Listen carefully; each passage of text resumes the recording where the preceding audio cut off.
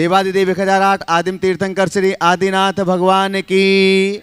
दोनों हाथों को आकाश की ऊंचाइयां प्रदान करते हुए पूरी चेतना के साथ लगना चाहिए कि आप भावना योग शिविर में इतनी बड़ी संख्या में यहां पर उपस्थित हैं। मूल नायक गुणायतन मूल नायक श्री चंद्र प्रभु भगवान की, परम शांति विधायक श्री शांतिनाथ भगवान की, चिंतामणि श्री पार्श्वनाथ भगवान की, वर्तमान शासन नायक श्री महावीर भगवान की, 24 तीर्थंकर भगवंतों की, संत श्रोमणी 108 आचार्य गुरुवर श्री विद्यासागर जी महामुनिराज की, गुणायतन प्रणेता पूज्य मुनिवर श्री प्रमाण सागर जी महाराज की, पूज्य मुनिवर श्री अरह सागर जी महाराज की, शाश्वत तीर्थराज की पावन धरा पर स्थित गुणायतन, जहां पर विश्व का एक अनुपम अलौकिक अद्वितीय पंचायतन शैली के जिनालय का निर्माण लगभग पूर्णता की ओर है, और जहां पर बहुत थोड़े ही समय में पूरे जिनागम के मूल सिद्धांतों को बताने की क्षमता रखने वाली, जो मूल समो शरण दर्शन के नाम से और आत्मा से परमात्मा की यात्रा के नाम से राइड और मूवी, वो भी कुछ दिनों बाद आपके समक्ष होगी। और इन गुणायतन के लोक कल्याणकारी साथ में जिनागम को समझाने वाली इन सभी परियोजनाओं से देश और दुनिया के अनेक लोग लगातार अपनी चंचला लक्ष्मी का सदुपयोग करते हुए जुड़ रहे हैं। आज यहाँ पर भावना योग शिविर जो कि कल 13, 14, 15 अगस्त को यहाँ पर आयोजित है, देश और दुनिया से अनेक शिविरार्थी आज यहाँ पर पधारे हुए हैं। हम आपसे भी अनुरोध करेंगे कि आप यहाँ पर आए हैं तो एक बार आप गुणायतन के सामने ही जो बड़ी बिल्डिंग है अनुभव केंद्र को आप समय निकाल करके, आपके भावना योग के बीच का जो समय रहेगा, आप पूरे शिविरार्थी एक बार उसको जरूर अवलोकन कीजिएगा, जरूर देखिएगा, और आप अपने जीवन का जो सर्वश्रेष्ठ दे सकते हैं वो अवश्य गुणायतन को दीजिएगा। इससे जुड़िएगा, क्योंकि यहाँ पर एक संस्कृति का निर्माण हो रहा है।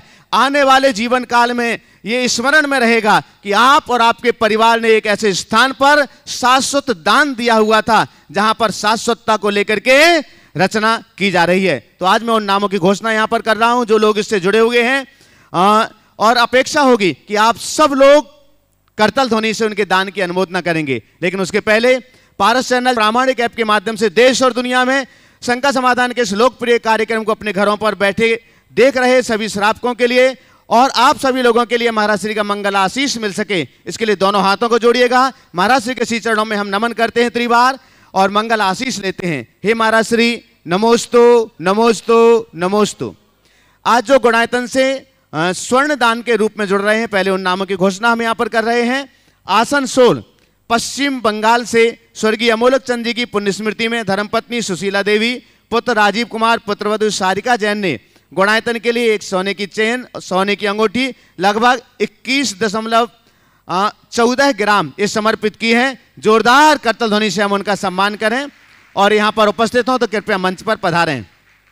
आसनसोल पश्चिम बंगाल से अगर यहाँ उपस्थित हैं तो पधारिएगा मंच पर, और आपके सम्मान के लिए हम आमंत्रित कर रहे हैं श्री सुभाष जी पधारें, गुणायतन सीईओ पधारिएगा। साथ ही आज गुणायतन के लिए स्वर्णदान दिया हुआ है पीतमपुरा दिल्ली से स्वर्गीय मगनेश जैन माता जी की स्मृति में राकेश जैन, ऋतु जैन, सुगंधा जैन, संयम, समकित, गरिमा एवं समिता जैन ने गुणायतन के लिए एक सोने की चेन, एक अंगूठी और सोने का टाप्स एक जोड़ी दिए हैं। लगभग 17.12 ग्राम स्वर्ण उन्होंने समर्पित किया। एक बार जोरदार करतल ध्वनि से उनका भी सम्मान करें और थोड़ा सा शीघ्रता करते जाएंगे सम्मान में भी। एक साथ खड़े हो जाएं, पूरा परिवार साथ में खड़े हो जाएं। अगर पीतमपुरा दिल्ली वाले यहां पर उपस्थित हैं तो कृपया मंच पर पहुंचें। जोरदार जोरदार करतल ध्वनि से सम्मान कीजिएगा। आप सब भी अनुमोदना के साथ सम्मिलित हों, आइएगा। पीतमपुरा दिल्ली से जिन्होंने लगभग 17 ग्राम स्वर्णदान दिया है, पधारें। और आपके सम्मान के लिए हम यहां पर आमंत्रित कर रहे हैं श्रीमती चंद्रकला जी पाटनी, रांची, गुणायतन मंत्री और ट्रस्टी, कृपया पधारें और आज जिन्होंने स्वर्णदान दिया है उनका सम्मान करें। बंधुओं, आज गुणायतन परिवार से निर्माण मित्र के रूप में जुड़ रहे हैं ग्वालियर मध्य प्रदेश से चंदन श्री जैन, धर्मपत्नी श्री ज्ञानचंद जी जैन, श्री रमेश जी जैन, श्री अनिल कुमार जी जैन, ग्वालियर मध्य प्रदेश से। अगर यहां पर उपस्थित हों तो मंच पर पहुंचें। चंदन श्री जैन, चलेगा, जोरदार करतल ध्वनि से उनका सम्मान कीजिएगा। हाँ, आपकी तालियों की आवाज इस टीवी के माध्यम से उनके पास तक पहुंचना चाहिए। आज गुणायतन से निर्माण सारथी के रूप में जुड़ रहे हैं श्री सोहन लाल जी जैन बड़ौत से। अगर यहां पर उपस्थित हो तो कृपया मंच पर पहुंचे। सोहन लाल जी बड़ौत, चलिएगा जोरदार करतल ध्वनि से आपका सम्मान उन तक पहुंचाएं। और साथ ही निर्माण सारथी के रूप में ही आज जुड़ रहे हैं अपनी मां की पुण्यतिथि के अवसर पर बहुत ही सौभाग्यशाली पुण्यशाली परिवार श्री शरद चंद जी, संजीव कुमार जी, अनिमेश जी जैन, श्रीमती रचना धीरांशी जैन, दयोदय टेक्सटाइल परिवार कटनी मध्य प्रदेश से। जोरदार करतल ध्वनि से सम्मान करें और मंच पर पधारें। सब परिवार पधारिएगा, अनन्य गुरु भक्त हैं। और आपके सम्मान के लिए हम आमंत्रित कर रहे हैं अनिल अमिता जी, दुर्गापुर से हमारे बीच हैं, गुणायतन के शिरोमणि संरक्षक, कृपया पधारें। और आज जो गुणायतन से निर्माण सारथी के रूप में जुड़ रहे हैं उनका सम्मान करेंगे।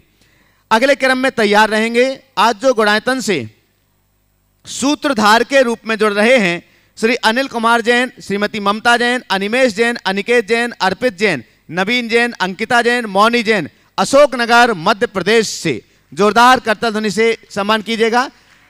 चलेगा, आपकी तालियों की अनुमोदना भी आपके पुण्य को गाढ़ा करती है, बढ़ाती है और देश और दुनिया में इस कार्यक्रम को देख रहे लोगों के प्रति लिए भी दान के प्रति भाव जागृत करती है।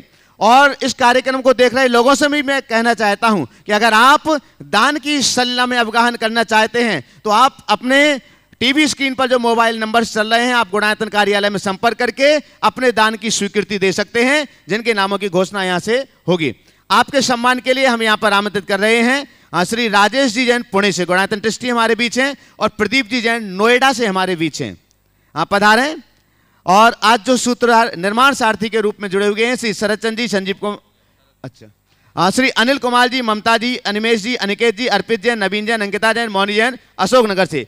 बंधुओं, हम आपके लिए बतला दें, कल गुणायतन के लिए 1000 सेट पीतल के बर्तनों के लिए यहां से घोषणा की गई थी और उसमें अभी इन्होंने 100 पीतल के बर्तन सेट देने की घोषणा अपनी ओर से की थी। एक बार जोरदार करतल ध्वनि से इसके लिए भी हम उनका सम्मान करें। गुणायतन से स्तंभ के रूप में, पहले सूत्रधार थे, अब स्तंभ के रूप में जुड़ रहे हैं जोरहाट से श्री विमल कुमार जी, सरला देवी जैन पाटनी, श्री रविंद्र जी, सुधा कंगन निमित जैन पाटनी जोरहाट से। अगर यहां पर उपस्थित हों तो कृपया पधारें। पधारिएगा। आपकी जोरदार जोरदार करतल ध्वनि के बीच हम उन्हें यहां मंच पर आमंत्रित करते हैं। और अच्छा, और आपके सम्मान के लिए मैं आमंत्रित कर रहा हूं प्रदीप जी जैन नोएडा से, पधारें। और शकुन दीदी जी सागर से, पधारिएगा। आइएगा, थोड़ा सा शीघ्रता कर लें। बंधुओं, जैसे कि कल आपके बीच घोषणा की गई थी कि आने वाले समय में यहां पर श्रावक संस्कार शिविर आयोजित हो रहा है और कार्तिक मास में आस्थानिक महापर्व में सिद्धचक महामंडल विधान और महाराज श्री के चरण सानिध्य में तीनों आस्थानिकों में सिद्धचक मंडल विधान की आराधना लगभग होती ही है। तो जो भी आप पीतल बर्तन के सेट पूजन के लिए यहां प्रदान कर रहे हैं, आपका सौभाग्य है कि तीनों 28 में आपके बर्तनों के माध्यम से द्रव्य तैयार होकर के पूजन आराधना होगी। तो मैं एक बार पुनः उसकी घोषणा कर रहा हूं। अभी तक जो हमारे पास आ चुके हैं लगभग 650 सेट के पुण्यार्जक, 200 सेट कानपुर से ब्रह्मचारिणी सुनीता दीदी के माध्यम से श्री कैलाश चंद जी, निर्मला, मोहित, प्रियंका जैन, मंत्र जैन, कत्था वाले परिवार। एक बार जोरदार करतल ध्वनि से हम उनका सम्मान कर दें। 100 सेट राकेश रजनी जी गोधा इंदौर से, गुणायतन के परम संरक्षक। और 100 सेट अनिल जी जैन अशोकनगर से। इसके साथ ही कालीदास जी छाबड़ा, शोभा जी छाबड़ा जियागंज से, उन्होंने भी 100 सेट प्रदान किए। एक बार जोरदार करतल ध्वनि से सम्मान करते जाएं। और गोपाल प्रसाद जी जैन 51 सेट और धर्मचंद जी, कमला देवी जी छाबड़ा जियागंज, इन्होंने भी 51 सेट देने की घोषणा की। इसके अलावा और भी बहुत सारे नाम हैं, लेकिन समयाभाव के कारण से बाकी नामों की घोषणा हम कल करेंगे। देख लें। प्रथम प्रश्न के लिए योगाचार्य डॉक्टर नवीन जी जैन। और देखिएगा, जिनके लिए भी अपने घोषणाएं करना है वे आज ही घोषणा कर दें, क्योंकि शेष बर्तन सेट के लिए कल ही नाम आ चुका था। अतुल जी लगानी, शीतल जी लगानी परिवार बक्सरा गुजरात से, उनका ही नाम आ चुका था कि जितने भी सेट बचेंगे पूरे हमारी तरफ से। लेकिन ये उनकी उदारता है, उन्होंने कहा कि अगर और भी कोई देना चाहते हैं तो पहले उनका स्वागत है। तो आप में से कोई भी अगर पीतल बर्तन सेट यहां पर देना चाहते हैं तो आप अपने नाम दे सकते हैं। नवीन जी। नमस्ते मुरुश्री।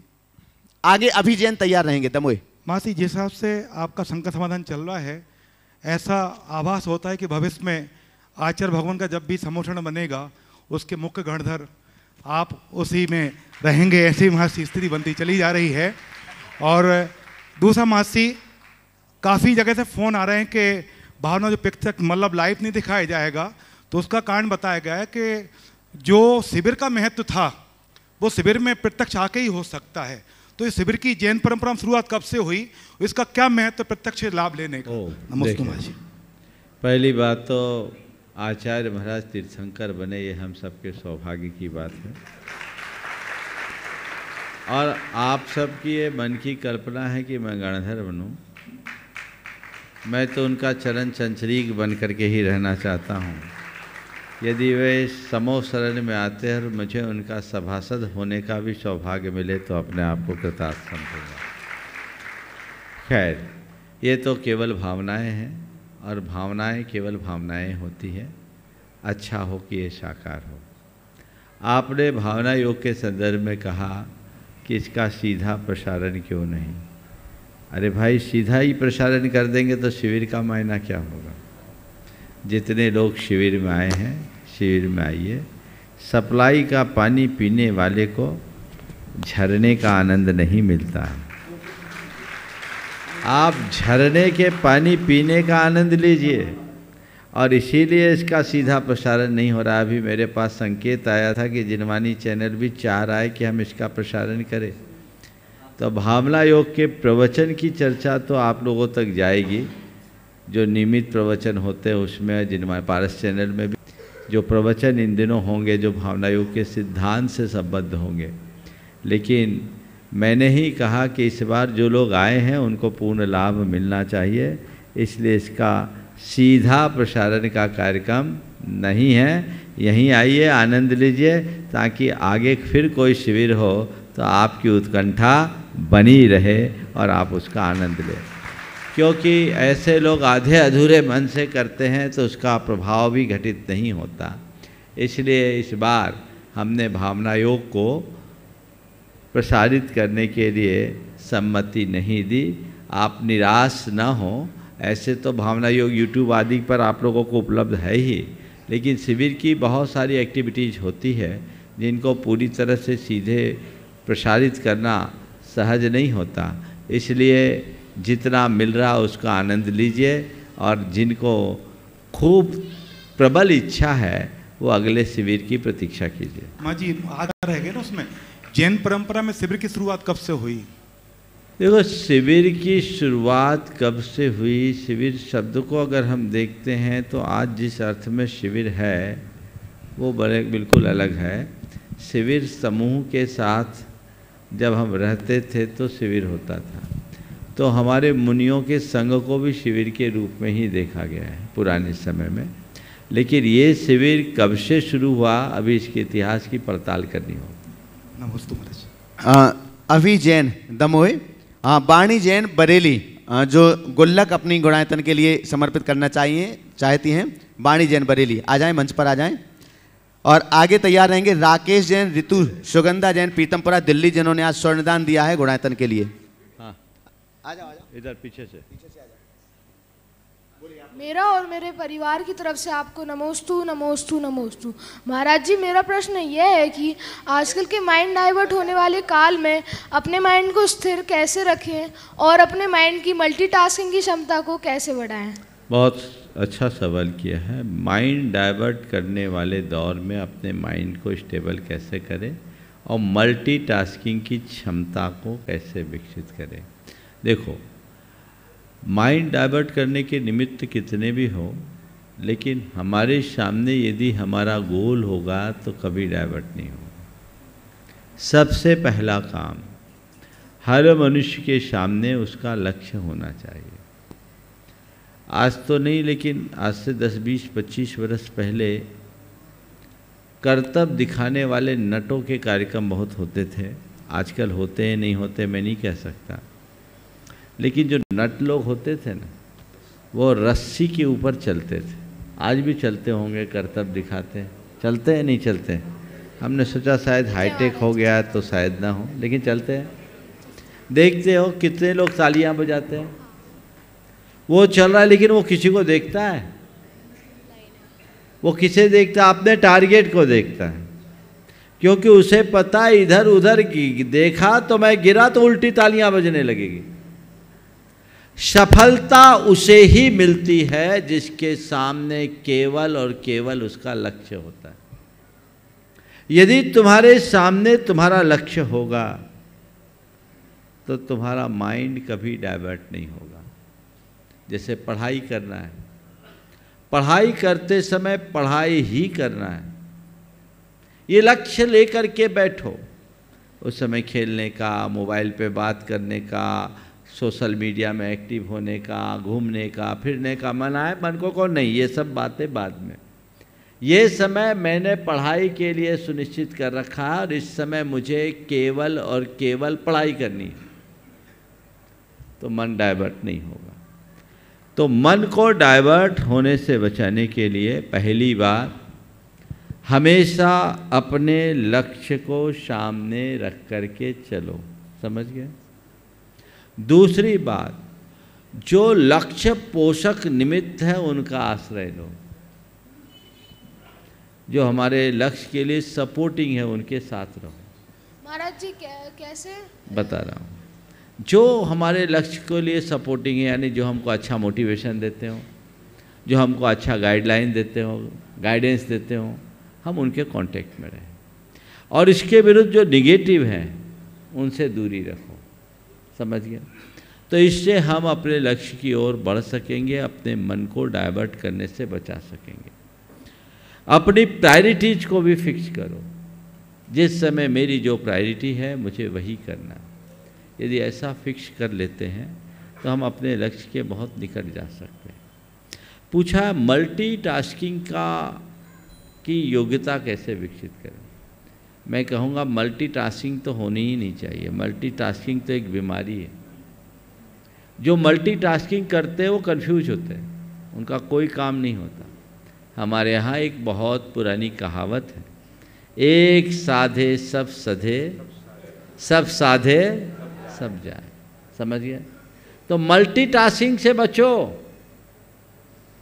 पढ़ भी रहे हो, उसी समय लिख भी रहे हो, बोल भी रहे हो और काम भी कर रहे हो, तो कोई भी काम पूरा नहीं होगा, है ना? आप लोग भी कर लेते हैं, प्रवचन सुनते हैं, शंका समाधान सुनते हैं, माला भी गिनते रहते हैं। एक साथ दो काम, इधर प्रवचन भी सुन रहे हैं और माला भी गिन रहे हैं, चलता रहता है। कहता है महाराज जी हमारी सामायिक उसी में हो जाती है, भगवान जाने सामायिक होती कि क्या होती। तो क्यों, सही बोला कि नहीं बोला? तो मल्टीटास्किंग से बचना चाहिए, समझ गए? हाँ, अपने परफॉर्मेंस को स्ट्रांग बनाओ और अपने परफॉर्मेंस को, वर्क एफिशिएंसी को स्ट्रांग बनाना चाहते हो तो उसके लिए भावना योग करो। भावना योग में ही आए हो क्या? नहीं आए हो? चलो, भावना योग करोगे तो उसका बहुत लाभ मिलेगा। चलिए आगे। वाणी जैन बरेली आ जाएं और प्रश्न करने के लिए राकेश अपनी गुल्लक समर्पित कर दें। और सुभाष जी जैन, चलिए यहीं रख दो। सुभाष जी जैन आ जाएं और यहाँ से ये गुल्लक ले लें। हाँ ठीक है।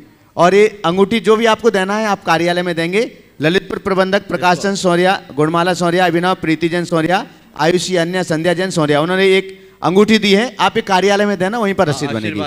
आशीर्वाद ले लो यहाँ से, बाकी अपने स्थान पर चलेगा। दिल्ली वाले अपना प्रश्न रखेंगे और इसके बाद तैयार रहेंगे डॉक्टर संजीव जी सराफ, वाराणसी।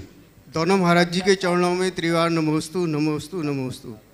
हे महाराज श्री, आज आपने प्रवचन में उपकार के बारे में बताया था, तो मेरा प्रश्न यह है महाराज जी कि हमने अपने माँ बाप के प्रति जितना हो सकता था किया, आज वो हमारे बीच में नहीं, तो और हम उनके लिए क्या कर सकते हैं?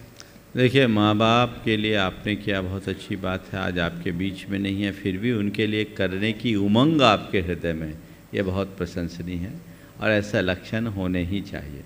आपने पूछा उनके लिए हम क्या कर सकते हैं, बस उनके आदर्शों पे चलो, यही उनके उपकार का प्रत्युपकार है। गुरुवर मुनि श्री प्रमाण सागर जी महाराज के चरणों में सादर नमोस्तु। गुरुदेव, भावना योग शिविर में एक शिविरार्थी के रूप में आया हूँ, इसलिए भावना योग पर ही एक छोटी सी शंका है जिसका समाधान आप हमेशा देते रहे हैं। यहाँ पर बताना चाहूँगा पूरे देश विदेश के लोगों को कि भावना योग महाराज जी ने खुद अपने आप पे प्रयोग करके ही आप तक पहुँचाने का ये कार्य किया है। हम सभी उसमें जुड़ रहे हैं। यह ना सिर्फ हमारे किसी के प्रति दुर्भावनाओं को भगाता है वरन धर्म की प्रभावना भी करता है। जैसा कि मुझे ज्ञात है, महाराज श्री को खुद जो 300 ग्राम की पिच्छी है उसे उठाने में भी दिक्कत होती थी, लेकिन भावना योग के माध्यम से आप खुद देख सकते हैं। ऐसे बहुत से उदाहरण हैं, मैं उनका नाम नहीं लेना चाहूँगा, लेकिन खतरनाक से खतरनाक बीमारियाँ भी भावना योग के प्रयोग से बढ़ नहीं रही हैं, स्थिर हैं या कम हो रही हैं या उनका समूल नाश हो रहा है। तो ऐसे भावना योग में सभी लोग शामिल हों। जो शामिल नहीं हो पाते हैं वह सब कम से कम टीवी के माध्यम से इसको ज़रूर देखें।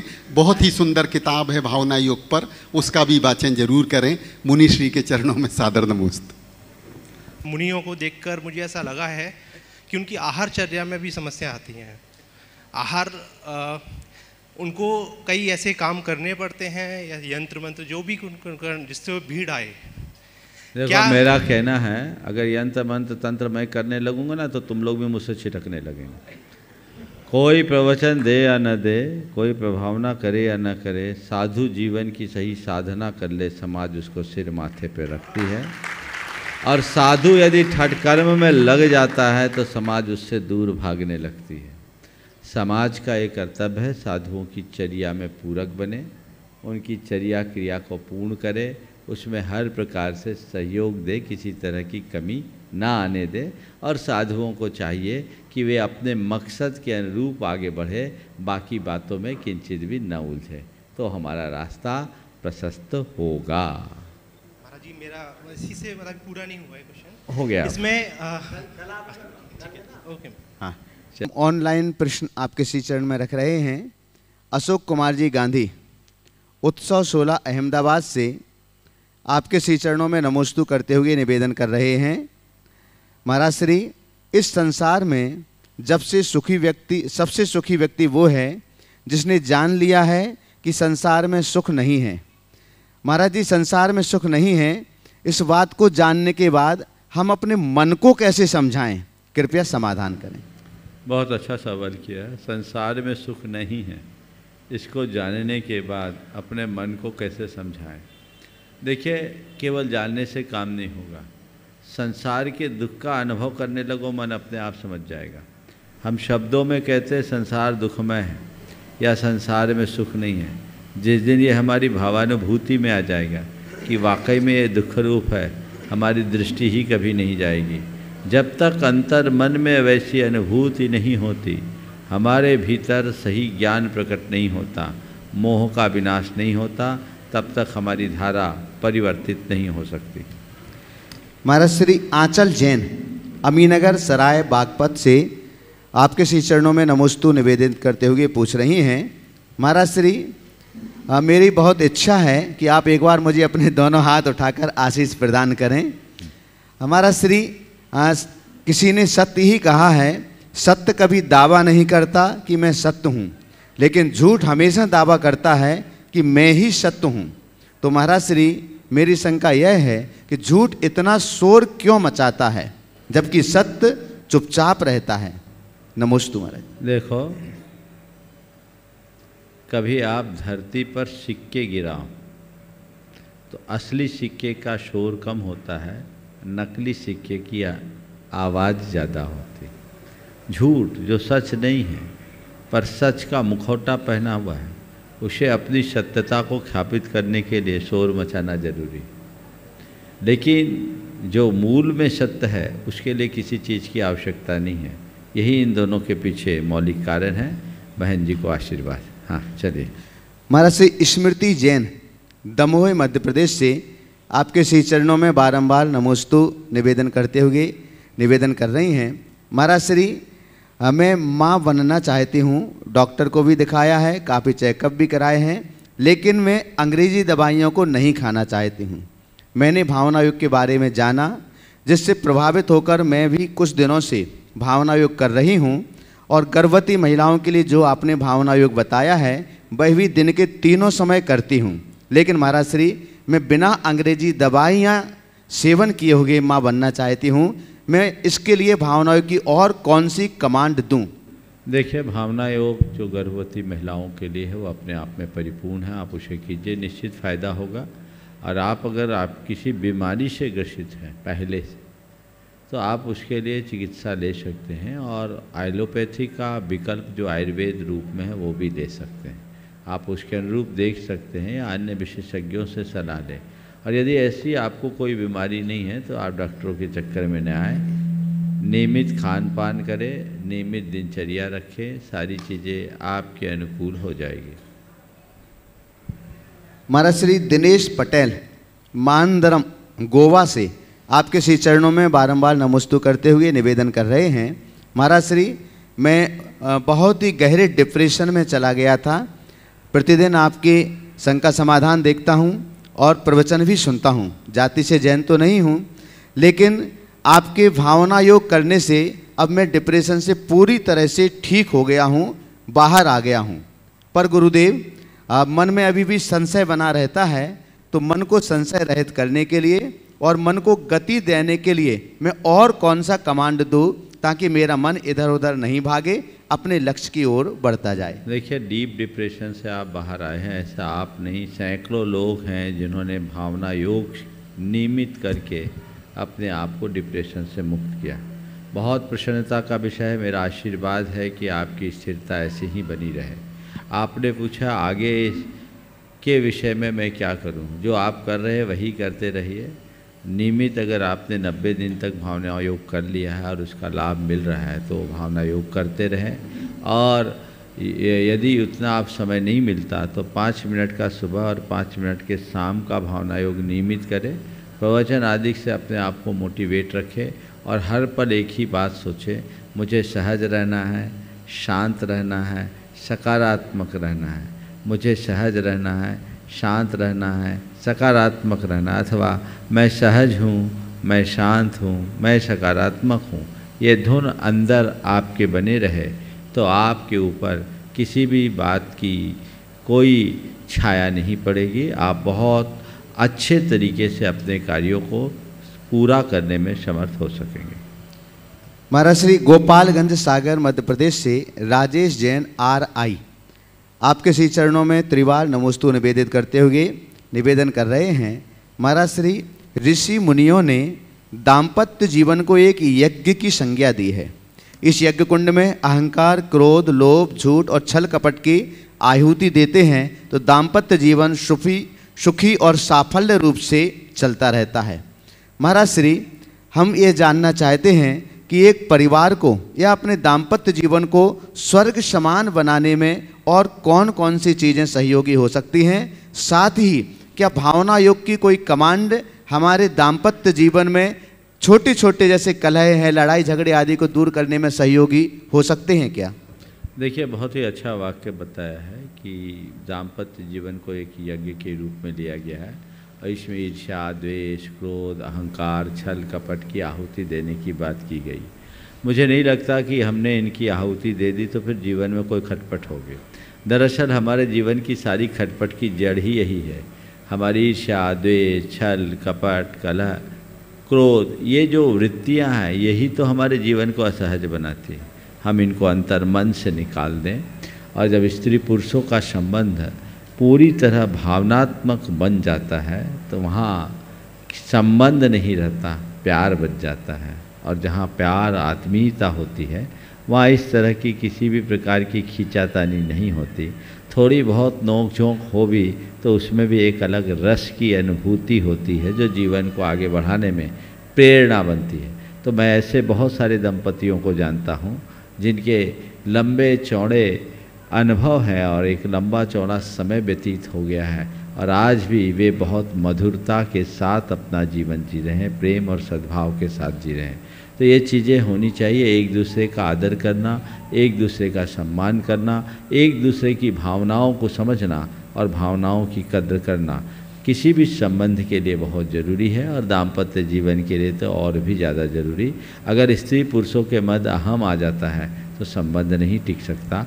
अहम तो किसी के बीच में बाधा बनता है, कोई भी संबंध हो जहाँ अहम आया वहाँ अन्य दुर्बलताएं भी आती है और वो हमारे संबंधों को तार तार कर देती है। इसलिए हमें ऐसे अहमपूर्ण प्रवृत्ति से अपने आप को दूर ही रखने की कोशिश करनी चाहिए। आपने पूछा भावना योग में ऐसा कोई कमांड है क्या? मैं तो कह रहा भावना योग में अपने आप सारे कमांड हैं, आप उनको कीजिए, आपके हर प्रकार के संबंध मधुर हो सकेंगे और आप अपने जीवन को बेहतर बना सकेंगे। हमारा श्री हीरा बरजात्या जैन हजारीबाग झारखंड से आपके श्री चरणों में बारंबार नमोस्तु करते हुए निवेदन कर रही हैं। महाराज श्री, कुछ समय पहले भावना योग प्रतियोगिता हुई थी और उसमें मुझे दूसरा स्थान मिला हुआ था। आपके चरणों में कोटि कोटि नमन। महाराज श्री, जिंदगी एक दिन की हो या 4 दिन की, हम जिंदगी को ऐसा कैसे जिएं कि जिंदगी हमें नहीं मिली, जिंदगी को जैसे हम मिले हों और उस जिंदगी से हमें कुछ लाभ भी मिल सके। हम जिंदगी को हार करके नहीं, जिंदगी को जीत करके इस दुनिया से जाएं। जिंदगी ऐसे कैसे जिएं कि जिंदगी हमें ना मिले हो, ऐसा लगे कि जैसे ज़िंदगी को हम मिल गए और ज़िंदगी के इस सफ़र से हम जीत के जाएं, हार ना हो। उसके लिए हम क्या करें? मैं एक ही वाक्य में आपके सवाल का उत्तर दूंगा। अगर सच्चे अर्थों में जीवन को आनंद की यात्रा बनाना चाहते हो तो कुछ मत करो, जीवन के मर्म को सीखो और सही तरीके से जीना सीखो। जिन्हें सही तरीके से जीना आता है वे ही जीवन का रस ले पाते हैं और सही तरीके से जीने का एक ही रास्ता है, सहज रहो, सकारात्मक रहो, सहन करो और जो घटे उसे स्वीकार करो। ये चीज़ें जीवन में घट जाए तो जीवन का रंग ही अलग हो जाए। आगे प्रश्न के लिए तैयार रहेंगे। संजीव कुमार जैन, कटनी निर्माण सारथी।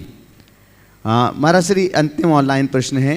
अतुल दुबे और डॉक्टर RK जैन सतना से आपके श्री चरणों में निवेदन करते हुए पूछ रहे हैं।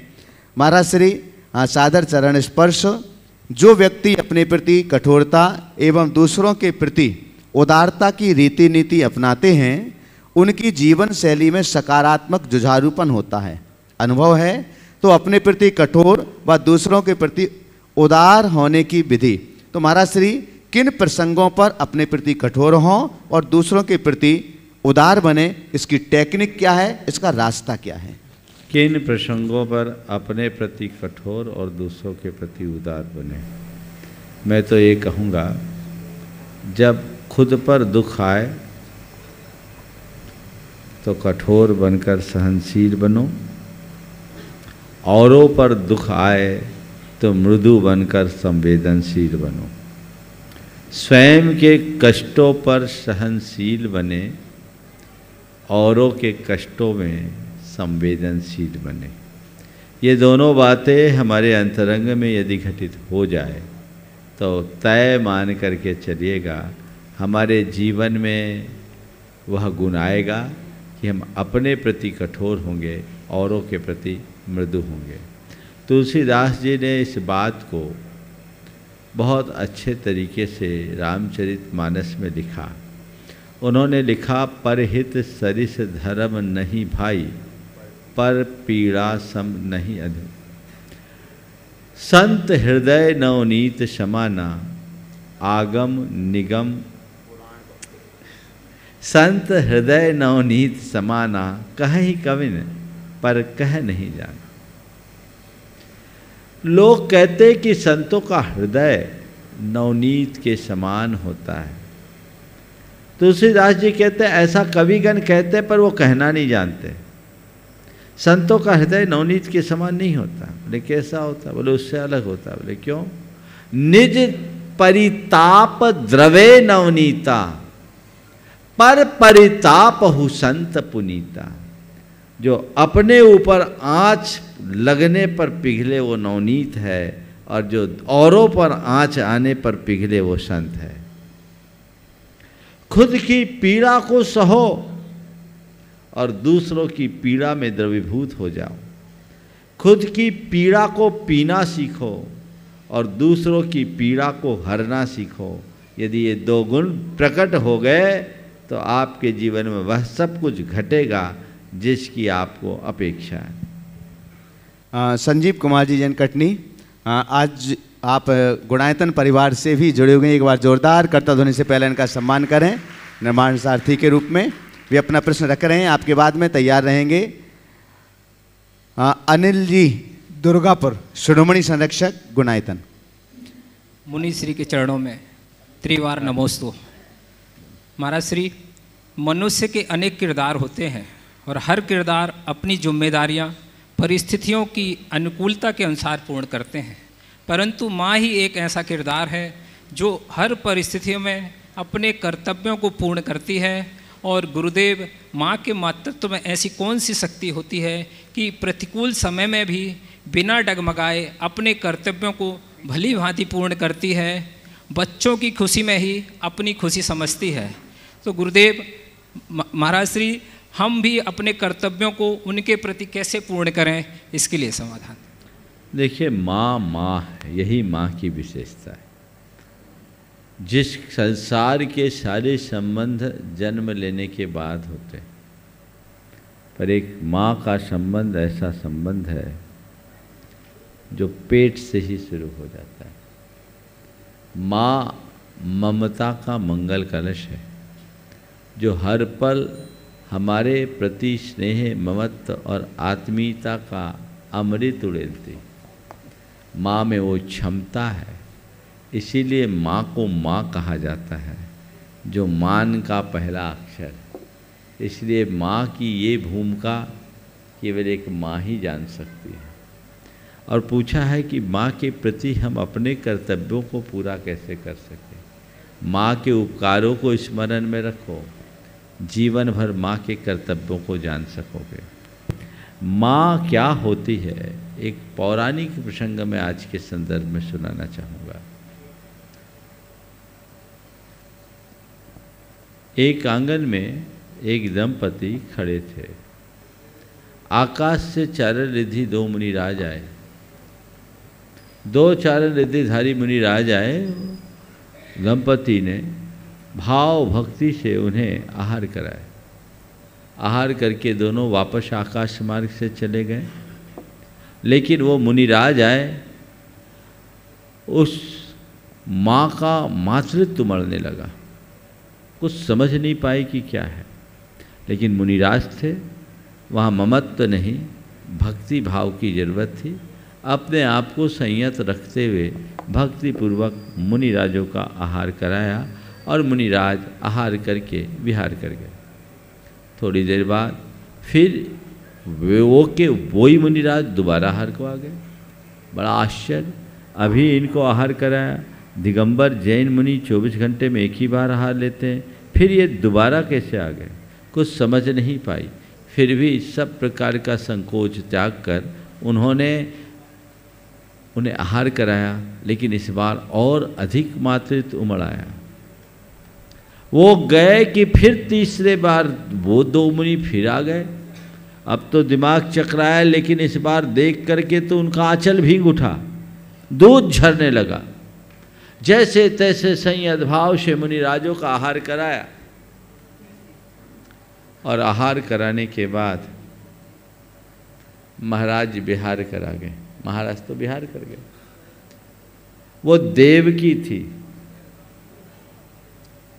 श्री कृष्ण की माँ। मुनिराजों के चले जाने के बाद उसके मन में एक सवाल खड़ा हुआ कि मुनि महाराज 24 घंटे में एक ही बार आहार लेते हैं, ये 3 बार क्यों आए? और मुनियों को देखकर मेरे हृदय में श्रद्धा उमड़नी चाहिए, मेरे स्तनों में दूध क्यों उमड़ा? वो सीधे भगवान नेमिनाथ के समोशरण में गई और अपना सवाल उनके समक्ष रखी। तो भगवान ने कहा, देव की ये तो होना ही था। माँ पहली बार अपनी संतान को देखे और उसका मातृत्व न उमड़े, ये असंभव है। बोले ये क्या हुआ? बोले तुझे पता है, श्री कृष्ण से पूर्व तेरे 6 पुत्र और हुए थे, लेकिन कंस के डर से उन्हें रहस्यात्मक तरीके से अलग कर दिया गया और मृत पुत्रों को रख दिया। कंस ने उन मरे पुत्रों को भी दीवार में मारकर और मारा था, और ये सब सुरक्षित वहाँ से चले भद्दिलपुर विदिशा में उनका लालन पालन हुआ, सुभद्र श्रेष्ठी और अलका सेठानी के यहाँ। जब इन्हें अपने जीवन की वास्तविकता का पता लगा, इन्हें वैराग हो गया है, दीक्षित हो गए। इन्होंने न तो आज तक तुम्हें देखा था, न तुमने इन्हें देखा, लेकिन एक अरसा बीतने के बाद आज आहार के निमित्त तुम्हारे आंगन में आई, तुम्हारी पहली दृष्टि इन पर पड़ी, इसलिए तुम्हारा मातृत्व छलक आया। ये माँ है। काश लोग माँ के मातृत्व को समझ पाए, उसके उपकारों का स्मरण रख पाए, तो जीवन की दिशा दशा सब बदल गए। श्री अनिल जी, अमिता जी, हम तो अलग अलग बुला रहे थे, दोनों प्रश्न अलग अलग है। अनिल जी, अमिता जी, दुर्गापुर, गुणायतन के शिरोमणि संरक्षक। आगे तैयार रहेंगे डॉक्टर वीरचंद जी, विनीता जी अग्रवाल, बनारस। नमोस्तु गुरुदेव। गुरुदेव, प्राय देखने में आता है कि गुणवान व्यक्तियों के अंदर भी आत्ममुग्धता का अवगुण उत्पन्न हो जाता है। प्राय देखने में आता है कि गुणवान व्यक्तियों में भी आत्ममुग्धता का अवगुण उत्पन्न हो जाता है। और गुरुदेव, इतना ही नहीं, वो खुद तो प्रशंसा सुनना उनको अच्छा लगता है और खुद भी अपने मुंह से अपनी प्रशंसा करते हैं। तो गुरुदेव, ऐसा क्या करें कि हम इस आत्ममुग्धता से बच सकें और आत्म प्रशंसा से भी बच सकें कि अपने जीवन को नित प्रति उन्नति की ओर ले जा सकें? बहुत अच्छा सवाल आपने किया। आपने कहा प्रायः गुणवान व्यक्तियों में आत्ममुग्धता का अवगुण प्रकट हो जाता है। दरअसल वे गुणवान दिखते हैं, गुणवान है नहीं। जो सही अर्थों में गुणी होगा वो सबसे पहले आत्ममुग्धता से मुक्त होगा। यदि कोई व्यक्ति कहीं से आत्ममुग्ध है तो वह सच्चे अर्थों में अज्ञानी है, उसने अपने जीवन की व्यवस्थाओं को ठीक तरीके से अभी समझा नहीं। तो हर व्यक्ति को चाहिए कि वह अपना अंतर्निरीक्षण करे और किसी भी प्रकार के भ्रम में न जिए। एक बात सदैव ध्यान रखना की है कि मेरे अंदर की किसी काबिलियत की लोक में यदि प्रशंसा हो तो वो मेरा गुण है, और यदि उसकी प्रशंसा मुझे अपने मुंह से करनी पड़े तो वो मेरा अवगुण है। प्रायः मनुष्य का अहंकार और आत्म प्रशंसा की जो ललक है वो इस दिशा में ले जाती है। ये एक बड़ी कमजोरी है और इससे व्यक्ति को बचना चाहिए, और उससे बचने का एक ही उपाय है, अपने से बड़ों को देखे, अपने से गुणों में अधिक को देखे, तो पाएगा कि अभी मुझे बहुत आगे जाना है। प्रायः जो व्यक्ति आत्मश्लाघा से, आत्म प्रशंसा से ग्रसित होते हैं, वे अपने आप को अपूर्ण अवस्था में ही पूर्ण मानने का भ्रम पाल लेते हैं, और जो मनुष्य अपूर्णता में पूर्णता का भ्रम पाल लेता है उसकी प्रगति वहीं अवरुद्ध हो जाती है। तो हम अपने आप को पूर्णता की ओर ले जाएं, अपूर्णता से बचें। नमोस्तु गुरुदेव, नमोस्तु नमोस्तु। हाँ पूछे, पूछिए, आज तो आप ही का था मुख्य। तो चलो ठीक है, एक ही बात। हाँ हाँ, डॉक्टर वीरचंद जी, विनीता जी अग्रवाल, बनारस, ट्रस्टी गुणायतन। आगे तैयार रहेंगे श्रीमती चंद्रकला जी, पाटनी, रांची। दोनों गुरुवर के चरणों में कोटि कोटि नमन। हे गुरुवर, नित्य भावना योग करते समय, सोहम सोहम का भाव करते समय, हाँ बोलो, विधेय की भावना अंदर से, शरीर जैसे विधेय की भावना करता हूँ, तो सोहम के समान ही शुद्धोहम, स्वस्थोहम से लेकर के और शांतोहम सभी आत्मदशा ही है, तो सब में ही विधेय की भावना करनी चाहिए। कर सकते हैं। और एक प्रश्न और महाराज इसमें इसी में कि क्या भावना योग से कर्म निर्जरा भी होती है? क्यों नहीं होती, जरूर होती, बिल्कुल होती है। चलिए। हाँ, श्रीमती चंद्रकला जी, पाटनी, रांची। आगे तैयार रहेंगे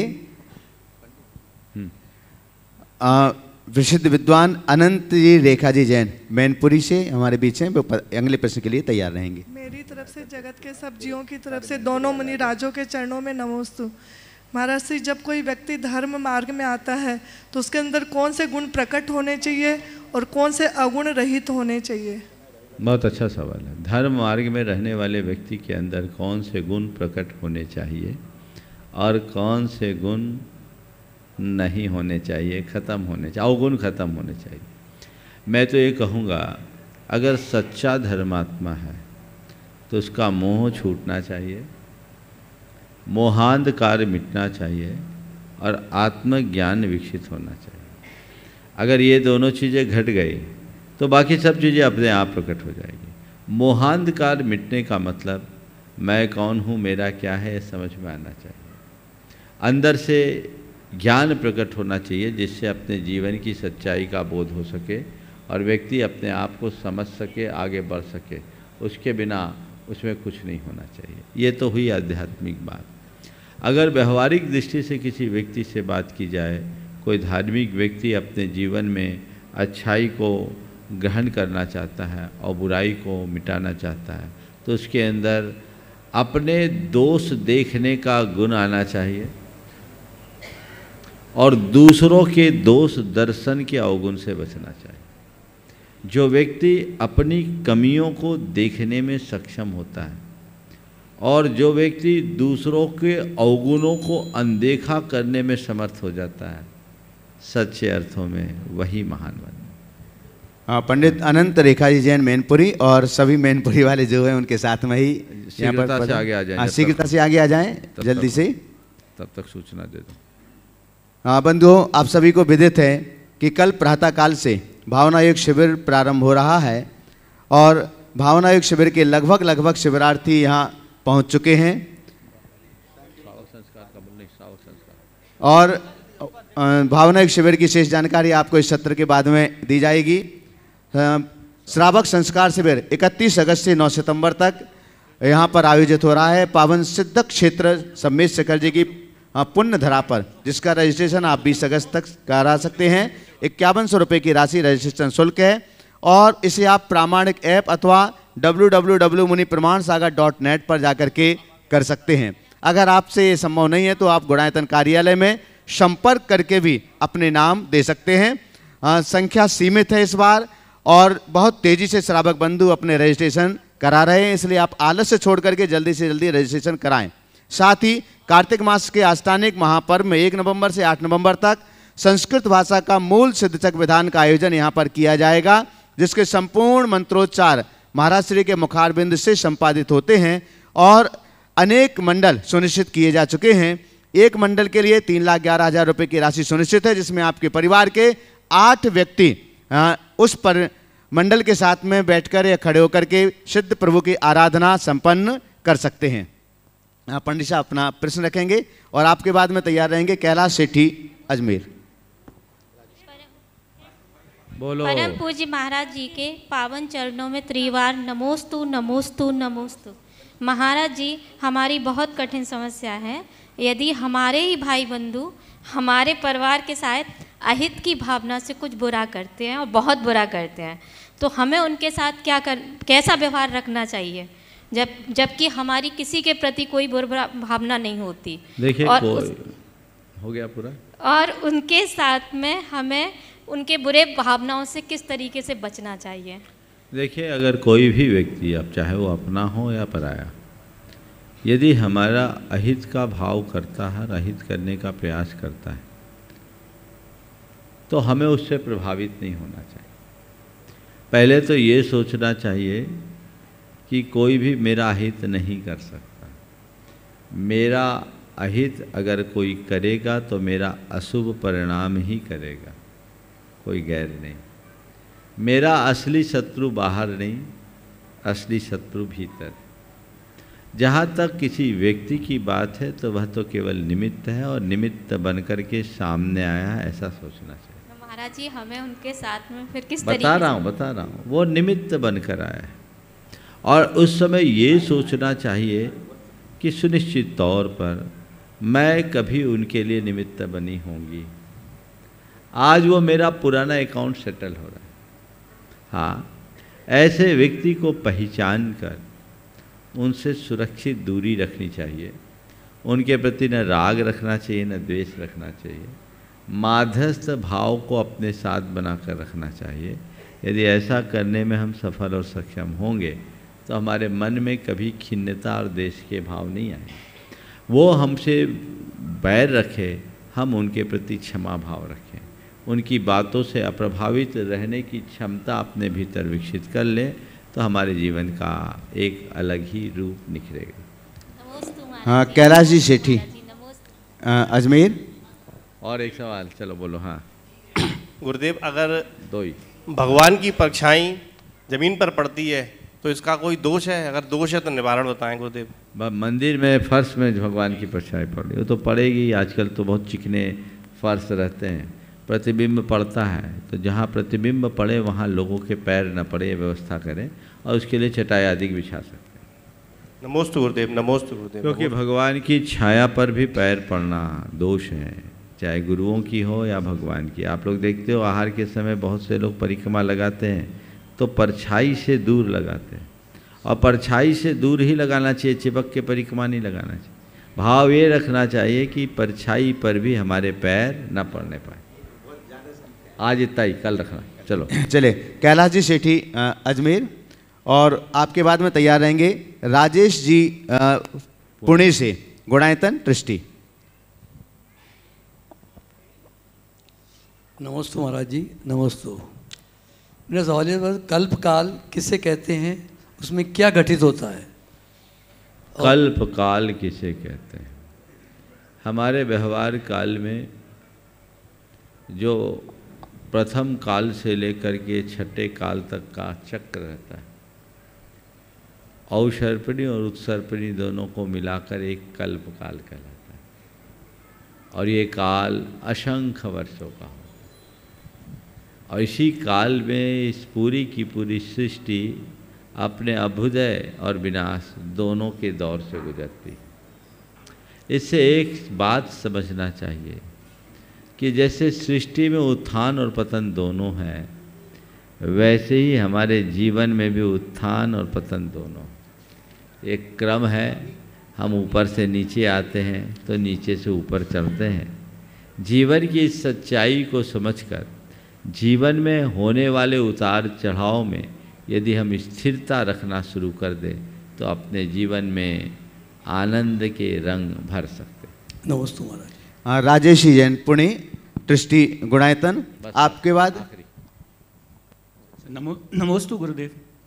गुरुदेव, पैर में लगे कांटे को हाथ में कांटा लेकर के निकाला जाता है, तो गुरुदेव मेरा प्रश्न यह है कि यदि किसी व्यक्ति या वस्तु के अच्छाई और बुराई दोनों के रूप हों तो उसकी सीमा निर्धारण कैसे करें, और वह विवेक कैसे जागृत रखें कि वह सीमा के अनुरूप हम उसकी अच्छाई का ही उपयोग करें? देखो, अगर खुद की अच्छाई और बुराई दोनों है तो उसका तटस्थ भाव से समीक्षा करें, अच्छाई को उभारने की कोशिश करें, बुराई को ख़त्म करें। और सामने वाले की अच्छाई और बुराई के बीच में चुनाव करना है तो हम उसकी अच्छाई को प्रमुखता दें, बुराई को अनदेखा करें। किसी की बुराई को हटाने का अधिकार हमारे पास नहीं है। हम उसकी अच्छाई को ग्रहण करके अपने जीवन को आगे बढ़ा सकते हैं। इसके बावजूद यदि किसी के अंदर बुराई है और वो हमसे चाहता है कि हम कुछ मार्गदर्शन दें तो उसे उसके बुराई का एहसास कराया जा सकता है और जीवन को आगे बढ़ाया जा सकता है। आज के इस सत्र को परम पूज्य गुरुदेव के चरणों में नमन अर्पित करते हुए मैं यहीं पर विराम दे रहा हूँ। बोलिए परम पूज्य आचार्य गुरुवर श्री विद्यासागर जी महाराज। जय जय जय।